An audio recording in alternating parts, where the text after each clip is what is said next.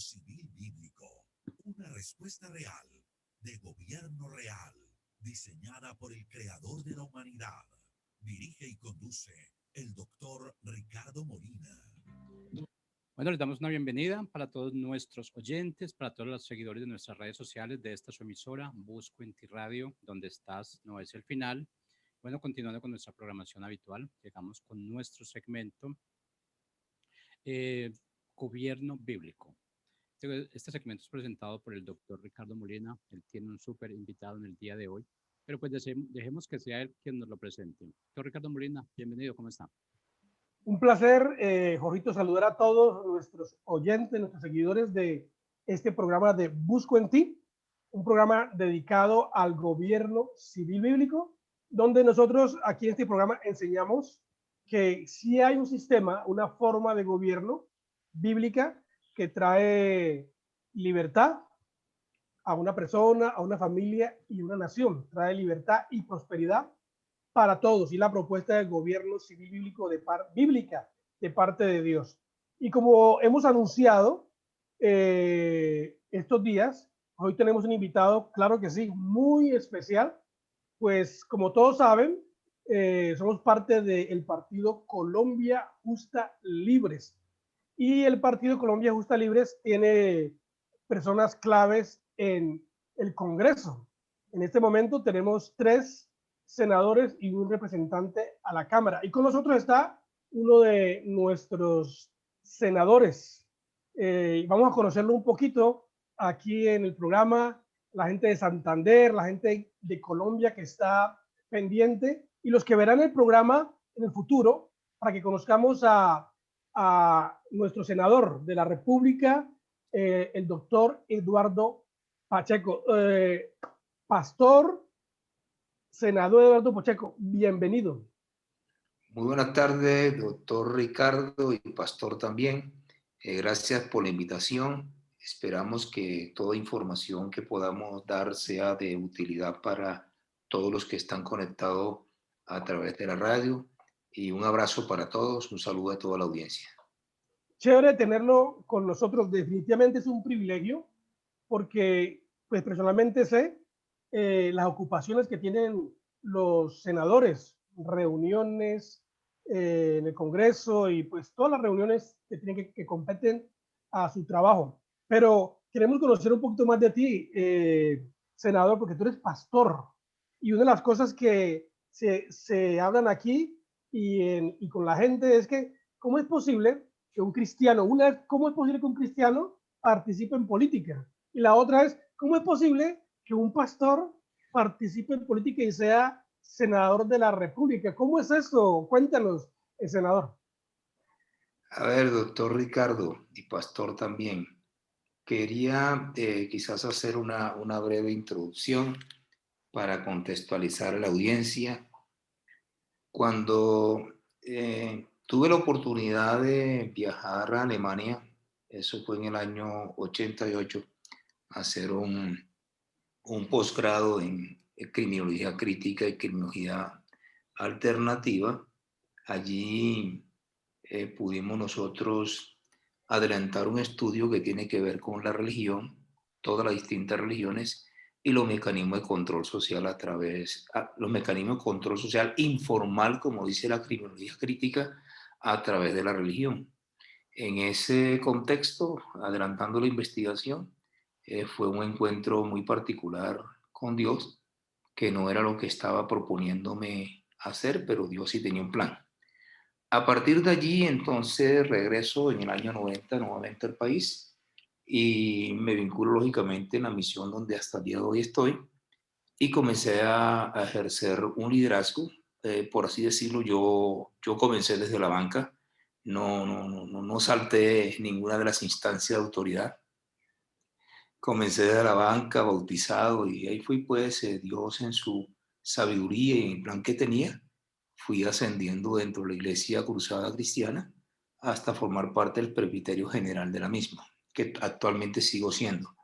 Al mismo tiempo soy pastor y presidente regional de la región del noroccidente desde hace 30 años. Entonces, quiero decirle pues que hubo una combinación entre la parte profesional y la parte ministerial. Los ministerios bivocacionales existen en la Biblia. Está el ejemplo del apóstol Pablo, de Sila, Priscila y demás. Y cuando yo llegué a la iglesia, lógicamente me focalicé solo a centrarme en mi área espiritual, luego en el área ministerial, y parece que entré como a descuidar el área profesional, hasta que Dios un día me habló y me dijo que también me había formado y que era un profesional y que debía salir adelante en cuanto tiene que ver con mi profesión.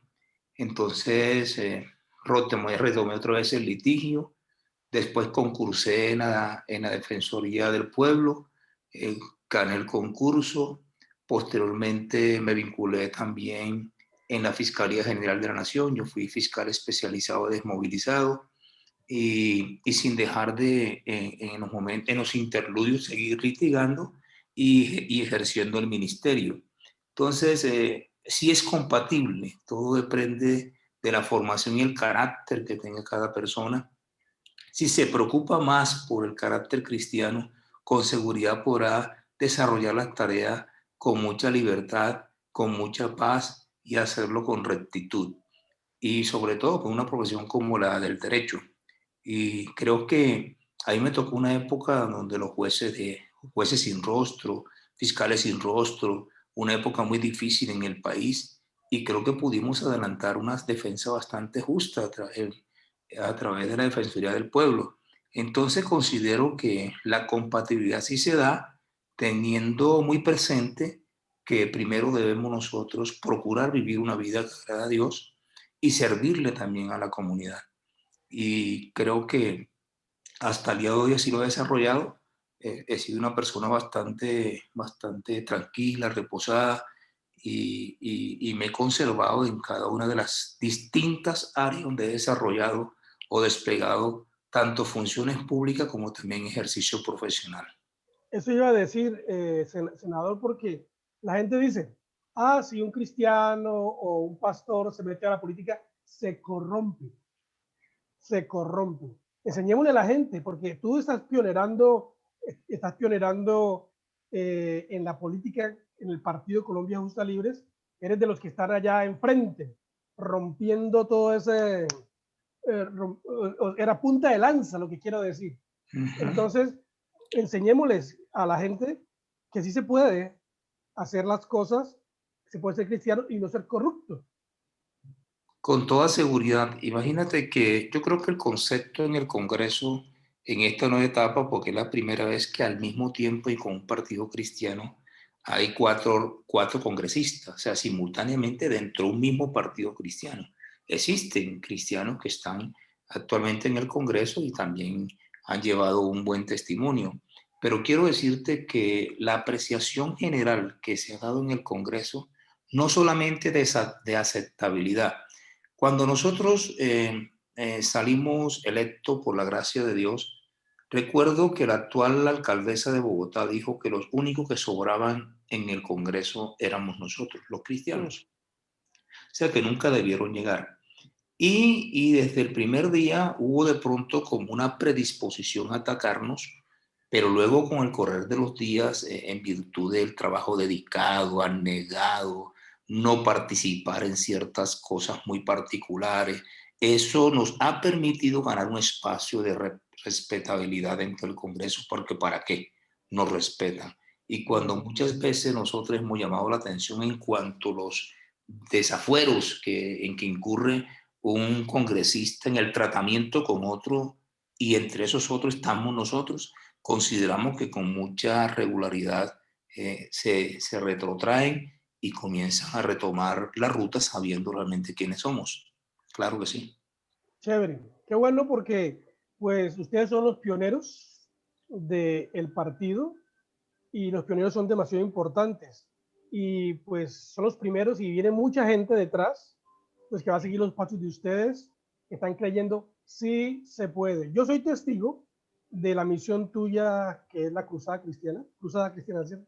Sí, señor. Soy testigo cómo trabajaron de duro. Como, por lo menos, yo soy testigo aquí en Santander, ¿no? Cómo trabajaron de duro en la recolección de firmas. Cuando recién estábamos comenzando para cubrir este requisito del gobierno para poder participar. Y pues qué bueno que la gente sepa que tú eres cristiano y haces parte de una misión Sí. grande en Colombia como la Cruzada Cristiana, que la Cruzada Cristiana ha trabajado muy duro para que personas como tú estén en la posición que están ahí, con un poder delegado, ¿no? Porque Sí. el tema de hoy es ese, el tema de hoy es el poder de proponer leyes para una nación. O sea, usted tiene un poder delegado y en ese poder delegado hacer leyes. Cuéntanos, senador, sobre eso, la dinámica. Aquí hay una pregunta que de pronto cabe aquí y es esa de ¿por qué tienen que hacer leyes todo el tiempo en el Congreso? Porque como tienen el poder, ¿no? Para hacerlo y proponer y todo eso, ¿por qué tienen que proponer todo el tiempo leyes? ¿Cómo es esa dinámica? Yo creo que las dos cosas las podíamos combinar nosotros entre qué estamos haciendo y el porqué legislativo, que son dos funciones del Congreso. El Congreso tiene una función eminentemente legislativa, pero también de control político en aquello del equilibrio de poderes. Teniendo en cuenta esos dos aspectos, voy a ponerle a manera de ejemplo para explicar por qué sí debemos nosotros legislar y por qué muchas veces se malinterpreta desde el punto de vista social. Un ejemplo, en la ciudad de Bucaramanga, voy a tomar como referencia la ciudad de Bucaramanga, se dio una noticia bastante interesante que tiene que ver con la mendicidad e utilizar bajo el dopaje a niños para orientarlo hacia la mendicidad. Y eso fue un revuelo nacional, una noticia nacional. Es lo que llama la instrumentalización de los niños en la modalidad de trata de blanca, y entonces los padres o los tutores o los cuidadores de los niños los arrendaban y otros lo tomaban para poder llevarlo a la mendicidad mediante el dopaje, ¿cierto? Mediante la influencia de drogas alucinógenas. Esa noticia generó automáticamente una respuesta legislativa para que entiendan por qué tenemos que legislar. Y la respuesta legislativa casualmente era generar un nuevo tipo penal como agravante en razón de esa conducta de inducción a la mendicidad de los niños, que también se extendió pues, lógicamente a los adultos en el cruce de fronteras. Esa fue una dinámica tan interesante que nosotros llevamos como un proyecto de ley, ¿cierto? Es un proyecto de ley de Colombia Justa Libres y al mismo tiempo yo fui el ponente en la comisión primera. Y les cuento que por unanimidad en la comisión se aprobó. Luego lo llevamos a plenaria del Congreso. Y en plenaria del Congreso, de igual manera, por unanimidad se aprobó. ¿Por qué razón? Porque eso respondía a una necesidad latente. Salir al paso a ciertas nuevas modalidades de delincuencia, y creo que fue una respuesta a la ciudadanía, al clamor del colombiano. Entonces ahí encontramos el quehacer legislativo, cuando responde de manera inmediata a ciertas necesidades muy particulares a nivel local o a nivel nacional, aunque las leyes todas son nacionales. Te voy a poner un segundo ejemplo sobre algo que está en el Congreso de la República en este instante y vamos abordando los dos temas de una vez, ¿cierto? Iniciativa legislativa y al mismo tiempo necesidades nacionales. Los oyentes en este momento quiero contextualizarlos. Hay un gran problema en el país y es una de las banderas nuestras que insistentemente queremos lograr que haya una reforma a la constitución política en los siguientes términos. Primero, la elección de los magistrados de las altas cortes. La elección de los magistrados de las altas cortes se ha constituido en un manejo político, como también Corte Suprema, Corte Constitucional, Consejo de Estado, Consejo Superior de la Judicatura. Ahorita acabamos de elegir casualmente la comisión disciplinaria del Consejo Superior de la Judicatura. ¿Quién eligió? El Congreso de la República. ¿Por qué tenemos nosotros que elegir la comisión de vigilancia o de seguimiento del Consejo Superior de la Judicatura? ¿Por qué? ¿Por qué tenemos nosotros que entrar a terciar sobre la elección de los magistrados del Consejo de Estado de ternas que envía bien el mismo Consejo de Estado, bien el presidente de la República? ¿Por qué? Eso se llama manosear la política, eso se llama pasar por encima los méritos que otros puedan tener, y creemos que desde ese punto de vista que lo podíamos llevar en toda la línea, desde la Corte Suprema hasta el Consejo Superior de la Judicatura, que implicaría que en Colombia el funcionario público administrador de justicia debe participar mediante concurso ajeno a la presentación de ternas por parte del presidente o por parte de las Cortes o por parte de nosotros que intervenimos en la elección en muchos casos particulares. O sea, lo que tú te refieres es que sea una elección popular, que la gente elija. Bueno, puede ser una modalidad. La nuestra es que se haga mediante concurso.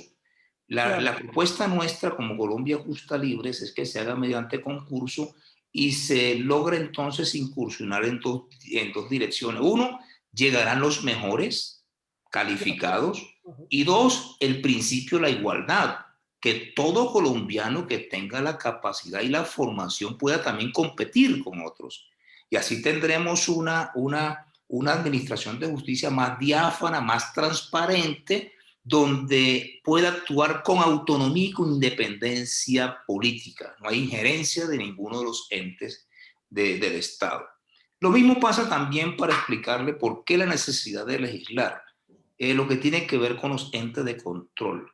Nosotros como Congreso de la República hace un concurso allí muy desdibujado para el Contralor General de la República, pero al final quien toma la decisión de los 10 mejores es el Congreso. El Congreso no debería participar en eso. Simplemente el mejor debería ser el Contralor General de la República. Eso debería ser aquí en Colombia.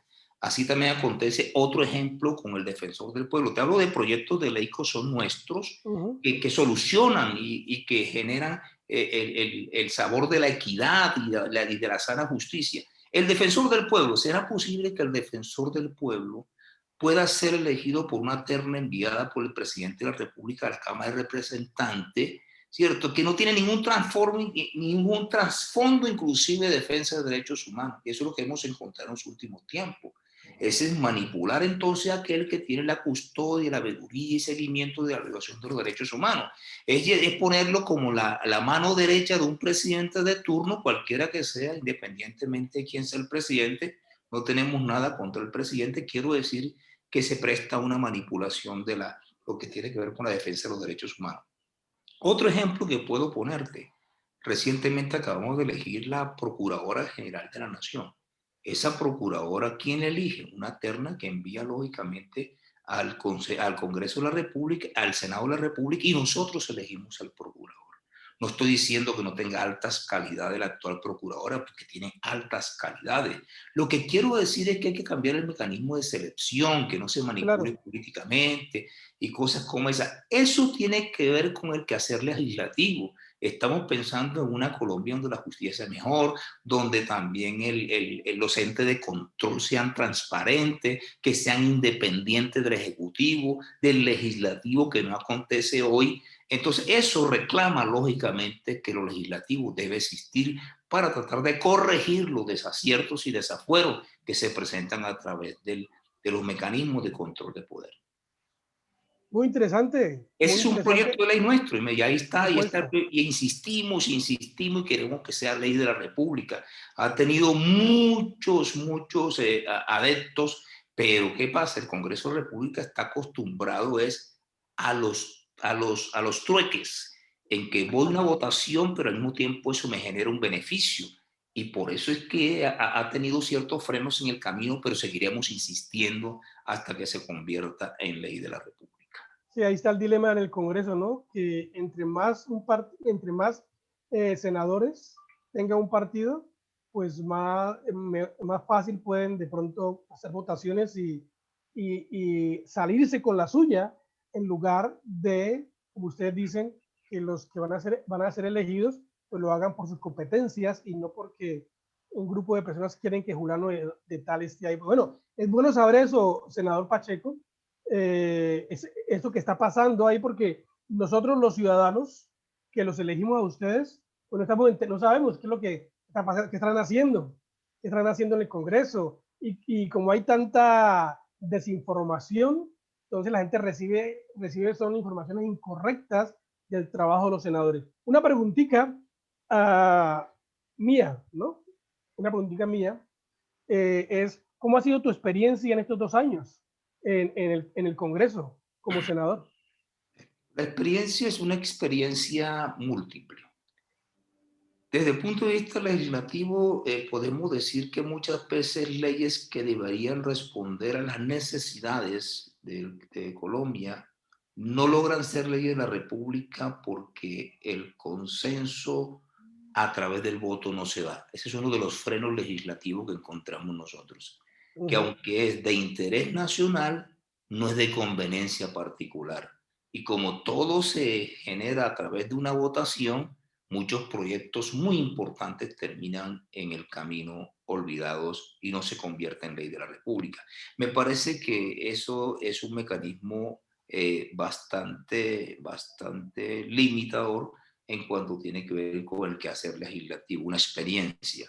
La otra experiencia que tenemos es que nosotros estrenamos el estatuto de la oposición. O sea, no solamente estrenamos Congreso, sino que el Congreso también nos estrenó a nosotros, porque fue el Congreso, fue donde se aplicó por primera vez la ley, el estatuto de la oposición, y ese estatuto tiene un vacío.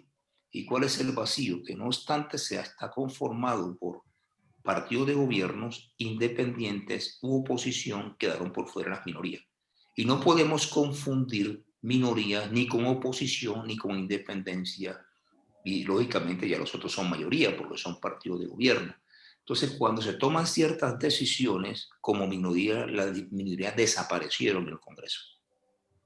¿Y eso qué acontece? Que nosotros hemos perdido un derecho y un espacio que antes había, antes del Estatuto de la Oposición, que no contempló el legislador en ese entonces, que hace imposible que las minorías nos podamos expresar de manera independiente, sin tener que estar ni en independencia, sin tener que estar en la oposición y sin tener que estar en el partido de gobierno, sino como minorías en el Congreso. Claro.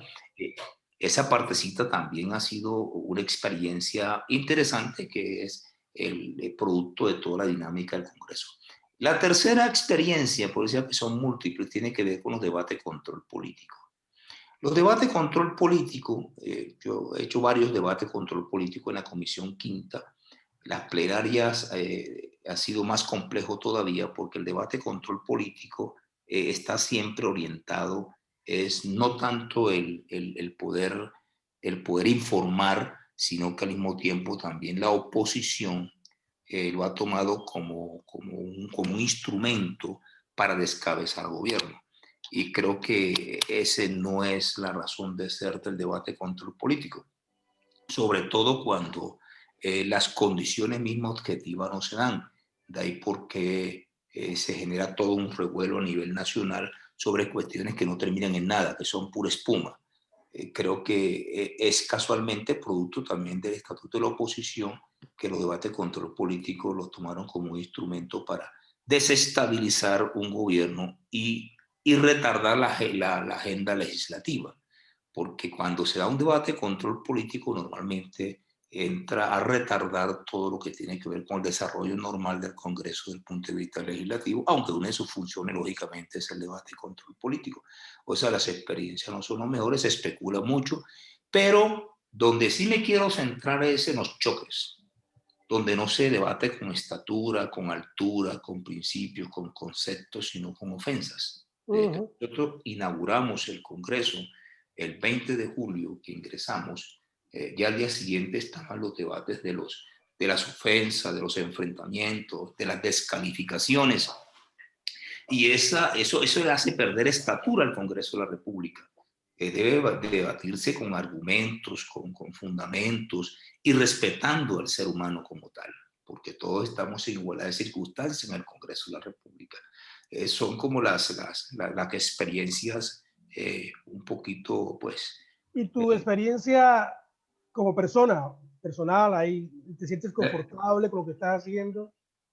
A ver, ¿Estás inspirado para continuar estos otros 2 años en la lucha? Sí, al llegar nosotros al Congreso y conectarnos, de una vez pudimos mirar los dos aspectos que te acabo de reseñar y automáticamente ya veníamos con proyecto de ley, lógicamente. Nosotros de que arrancamos presentando proyecto de ley. Nosotros no llegamos a ver qué iba a pasar en el Congreso, sino que teníamos ya una visión derrotero claro hacia dónde íbamos, con unas estrategias bastante claras.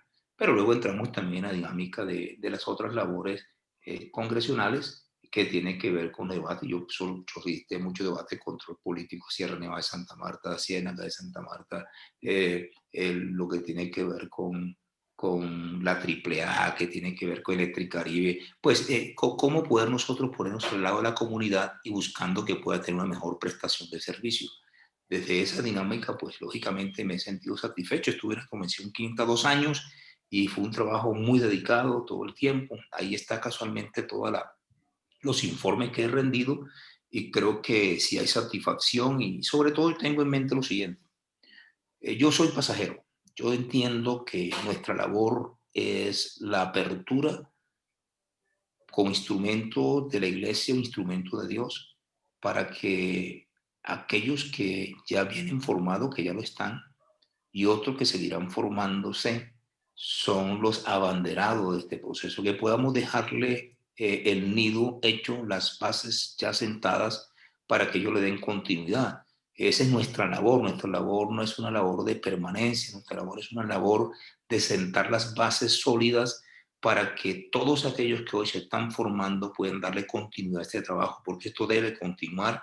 Nosotros no estamos llamados a perpetuar, aquí nadie va a ser vitalicio, sino hay una concepción muy clara que es aperturar para que se le dé continuidad y voto puede estar no solamente en el Congreso, sino algún día tener hasta presidente de la República. Creo que esa visión no la vamos a perder. Colombia debe ser transformada y nosotros nunca podemos perder esa visión de transformación de nación, dejando de lado los beneficios o particulares que podamos tener, porque de suyo habrán algunos. Me gusta personalmente, me gusta oír eso que acabas de decir, que están colocando fundamentos para los que vienen y la idea esa de que no hay un liderazgo vitalicio de permanencia en el Congreso como los otros partidos, que hay gente que tiene 15, 20 años y ahí mueren siendo senadores o teniendo cualquier puesto. Eso me lleva a una pregunta que la puse aquí de último, pero te la puedo hacer ahorita, yo creo, de pronto. Pega ahí, y esta la hago al senador, se la hago de último. Aquí está, pregunta número 11. No, la 10. Entonces, ¿eso significa, qué significa? Alguien pregunta que si tú aspiras a seguir siendo senador. Bueno, es una respuesta que va conectada con el por qué fui, el por qué estoy. Yo no ofrecí mi nombre para ir al Senado de la República. Yo, como una persona sujeta a autoridad, hicieron una consulta los que veníamos adelantando el proceso, algunas misiones que si podían aportar personas para ir nosotros conformando este movimiento y personas que de una u otra manera tuvieran cierta experiencia en la parte jurídica y en otros, porque son muchos, eso no solamente lo jurídico. Y dentro de eso entonces solicitaron a la misión donde yo estoy y ellos me hicieron una consulta, oré y fue un nombre más que se aportó. Dentro de ese nombre más hubo una metodología en ese entonces de cómo lograr formar parte de ese listado independientemente de la posición que pudiéramos estar y efectivamente pues Dios quiso en su misericordia pues que tuviera allí en ese listado. Hice el trabajo como si fuera el último día. Esto es una cuestión también de muchos recursos, hay que movilizar muchas cosas y lógico, ya cuando uno se monta una candidatura, aunque no se haya seleccionado a sí mismo, sino que otros obedecen la selección de otros, sin embargo, la responsabilidad después de ahí de esa decisión ya es individual, ya cada uno tiene que mirar cómo se echa al hombro la campaña, teniendo en cuenta que es Dios el que dirige las naciones de la tierra. Entonces, siendo así, me debo a esa misión, yo me debo a ellos hasta el día de hoy. Entonces, ¿qué hago yo? Yo tengo que devolver otra vez eso a la misión, para que sean ellos quienes determinen quién le quiere dar continuidad o si quieren que yo lo haga. Ya eso es independiente, para mí eso es accesorio. Para mí lo importante en este momento es que podamos cohesionarnos como partido y mirar qué espacios se le pueden dar a otros. Entonces, dependiendo de la respuesta que den, lo que ellos decidan, y estamos a las puertas ahorita, estamos a 2 años, apenas este es el tercer año que dicen que va a ser un año muy electoral a partir de junio en adelante. Sin embargo, yo me sujeto a eso. Si mañana me dicen a mí que hay otra persona dentro de la cruzada que ya llegó el momento que debe asumir esa participación, solamente se le pone en conocimiento a Colombia Justa Libre, se pone en consideración el nombre de Colombia Justa Libre, que yo estuve, pero que ahora hay otro por parte de nuestra misión, y creo que esa es sujeción y ese es orden, para que entonces se tome la decisión a nivel interna del qué hacer en la participación del próximo debate electoral. Esa sería mi Claro, respuesta. está muy bien, senador. Bueno, hay otra pregunta aquí que el doctor nos ayuda a mirar acerca del trabajo que ustedes están haciendo. Y una de las preguntas dice aquí, ¿por qué Colombia Justa Libres no ha recibido puestos de parte de la presidencia si supuestamente somos de ese equipo? La pregunta tiene un trasfondo, y el trasfondo es que entramos nosotros dentro de una coalición La electoral. coalición. Y dentro de esas coaliciones, lógicamente, nadie va a gobernar con el enemigo, tiene que gobernar con los que lo llevaron, con los de la coalición.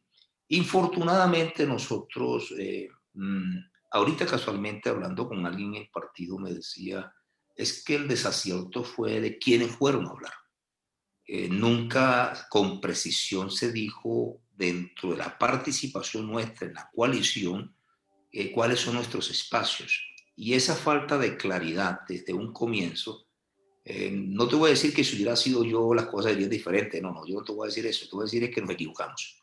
Te voy a decir simplemente fue que nos equivocamos, debe ser la inexperiencia, los que fueron allá a charlar cosas como esta, pues no tuvieron el tacto en ese entonces. A mí también me pudo haber pasado, a otro también pudo haberle pasado. Y sucede que dentro de la participación no fuimos tan exigentes al inicio, y tú sabes que después que ya el debate pasa, cuando no hay exigencia, no hay compromiso, ¿qué se exige? O sea, si no hubo compromiso, ¿qué puedes exigir? Ahí donde viene la gran falla. Sin embargo, intentamos por todos los medios decirle, mire, pero aquí estamos, formamos parte de la coalición antes de la primera vuelta, fuimos muy fieles en el proceso, creo que aportamos a nivel nacional un número de votos que le ayudó también para que fueran presidente, porque imagínense, del 1,5 millones de diferencia, porque es que Duque no gana con 10 millones, Duque gana con 1.500.000. Sí, claro. ¿Por qué razón? Porque es que Petro saca 8.500.000. Qué peligro el petro. Sí, cierto. Entonces quedaba 1.500.000. ¿Dónde está el 1.500.000? Nosotros aportamos dentro de ese 1.500.000 para ganar. O sea, la ganancia no estuvo en los 10 millones, la ganancia estuvo en los votos de 1.500.000. Y haciendo esa reflexión hoy de manera más reposada, nos dimos cuenta que al final los que decidieron que ganara dentro de la edición fuimos nosotros, porque más o menos el número nuestro es de 500 y algo así. Entonces, ¿ves? Los cristianos inclinamos la balanza. Claro, con toda seguridad, con toda seguridad. Es chévere, Y eso ya, me gusta. Ajá. y ya se está Eso me parece acabando. muy interesante.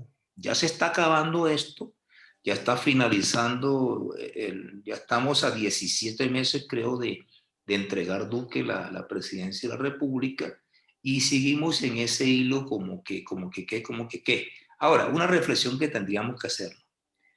Irnos a oposición ya no tiene ningún sentido, No sobre tiene. todo en la forma como se ha manejado la oposición en los últimos días. No hay nada que hacer. Como no existe lo de las minorías, recuerda que te dije eso hace poco, la audiencia, sino que existe independencia, oposición y mayoritario. Irnos a independencia no tiene ya ningún sentido. Yo era uno desde un comienzo, cuando nos dimos cuenta de este desacierto en que incurrimos, de que no fuéramos independientes. Era muy amigo de eso y decía, es mejor hacerlo.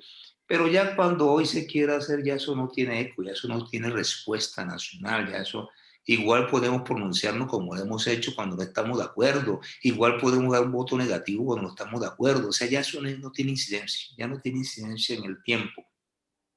No sé si en las buenas intenciones que siempre ha esbozado el presidente, pero nunca se han hecho tangibles, quizá en el remate nos tenga en cuenta.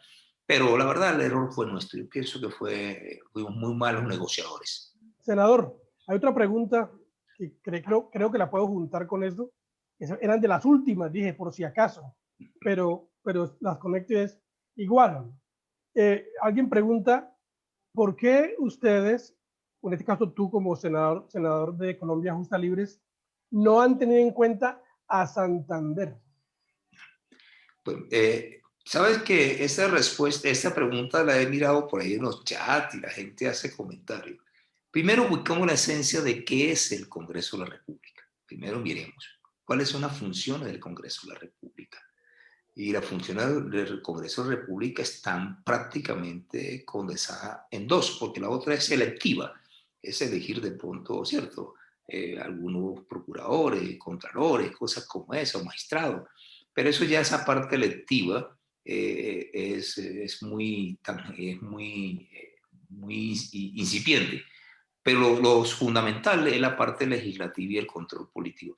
La pregunta es, si Santander hubiera tenido ciertas necesidades particulares que tuvieran que ver con el control político particular, donde los nuestros nos hubieran enviado un informe donde se da la necesidad de que nos pronunciemos en torno a y pidamos un control político atinente a, podríamos decir eso, podríamos decir, porque hubo una necesidad dentro del contexto del departamento que no se atendió, pero eso no ha acontecido.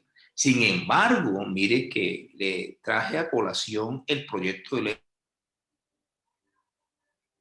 directamente de Bucaramanga, atendimos la parte de Bucaramanga y se convirtió en una ley de la República. Te quiere decir que si estábamos prestos a ver cómo se están moviendo a nivel nacional y dónde nosotros podemos ser efectivos en el trabajo legislativo y de control político. Ahora, si no conocemos, porque la prensa no ha dicho nada en la situación actual de...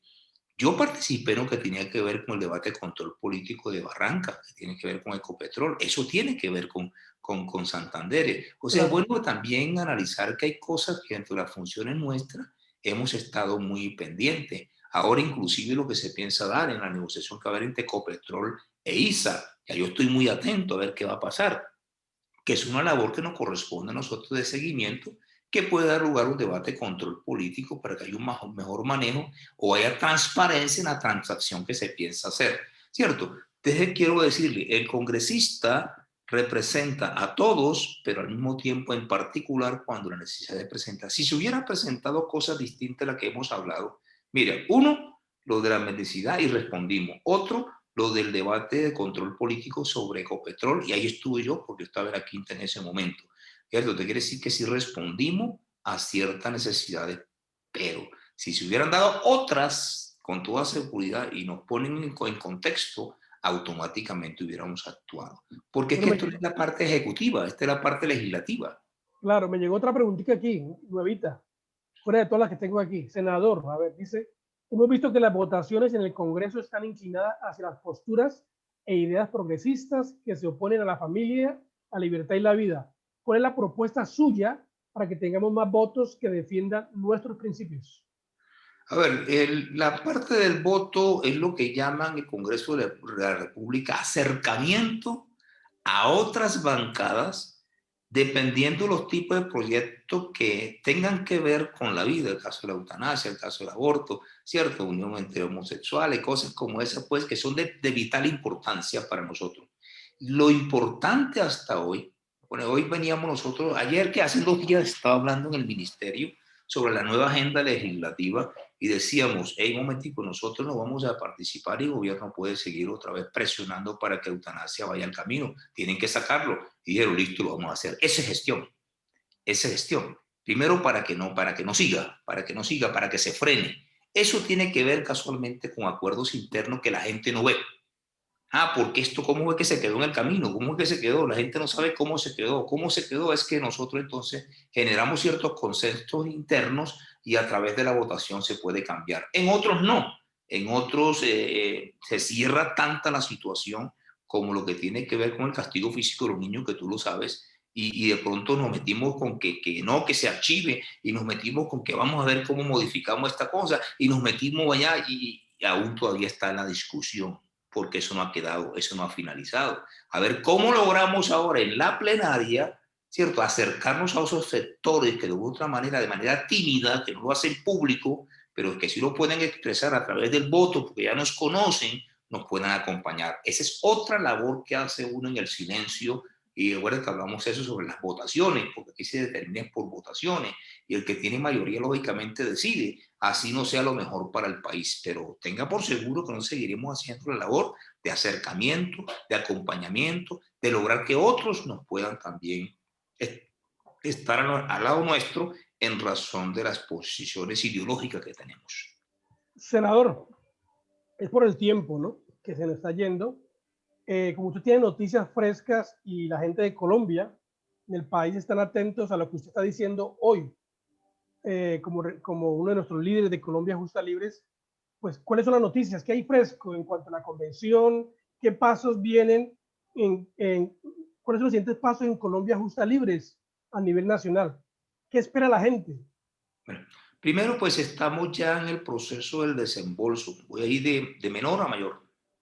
Hay una obligación de partido que estaba sujeta al desembolso por parte del Consejo Nacional Electoral en cuanto tiene que ver con aquellos que participaron en el debate electoral pasado para su reposición de votos.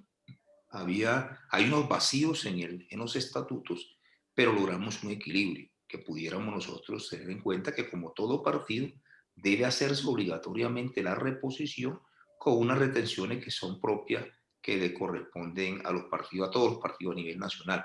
Habían otras posturas y eliminamos todas ellas y nos fuimos a la mínima expresión. Entonces ya está a las puertas, le está llegando a cada uno de los candidatos el documento que tiene uno que firmar, donde está de acuerdo, ¿cierto?, de que se va a hacer su reposición, que hay unas deducciones que son muy propias del partido en área administrativa y que esto se va a dirimir. Entonces ya hay consenso, ya en eso hay consenso. Vamos hacia arriba. Luego entonces pasamos a la segunda etapa, porque esto ya en estos días se va a realizar. La segunda etapa tiene que ver con la reunión del Consejo Directivo Nacional. El Consejo Directivo Nacional, por obvias razones que usted conoce porque forma parte de él, no ha podido reunirse. Parece ser que la intención es que sea yo el que medie en este proceso y ya yo había sido muy renuente a hacerlo, pero voy a hacer los acercamientos para que ya se monte la reunión definitivamente y al mismo tiempo también la convención. Entonces, la reunión del Consejo Directivo para generar unos consensos que son bastante sencillos. Tengo una postura de parte jurídica que tiene que ver con los estatutos, que nos dinamice esto, que le dé oxígeno al partido. Y dos, que hagamos una convención que no vaya a tener tropiezos al respecto de las candidaturas presidenciales, sino que esa convención vaya orientada particularmente a la reforma exclusivamente de estatutos y definir dentro de los estatutos actuales quiénes deben formar parte de esa convención, de tal manera que podamos sacarlo lo más pronto posible. Reformados los estatutos, nosotros le abrimos las expectativas a las regiones que sí pueden participar en listas abiertas, que ese es un gran clamor que hay a nivel nacional y creo que debemos darle respuesta a ese clamor nacional. Así que creo que a más tardar en este mes haríamos la del Consejo Directivo y el mes entrante, a más tardar, estaríamos haciendo la convención.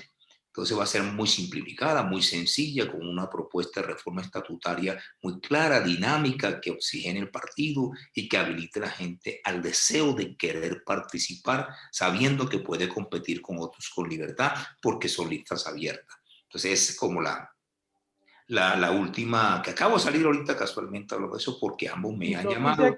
Noticia calientita. Sí. Y donde han participado las dos orillas. Tú sabes que estamos siempre con dos orillas y entonces buscando la posición de centro y creo que con la ayuda de Dios y también de usted, que ha sido un un gran aportante de ideas en este Consejo Directivo Nacional y también que han contribuido al desarrollo e impulso del partido, ahí va a estar para la toma de esas decisiones, pero nosotros creemos que llegó el momento ya de ponernos serios cuando tiene que ver con esto y sacar lo que beneficie al partido, porque va a beneficiar también a Colombia y le va a dar la oportunidad a nuestro liderazgo nuevo, fresco, de poder intentar participar con libertad, y creo que eso va a ser de mucha valía entre nosotros y para otros también.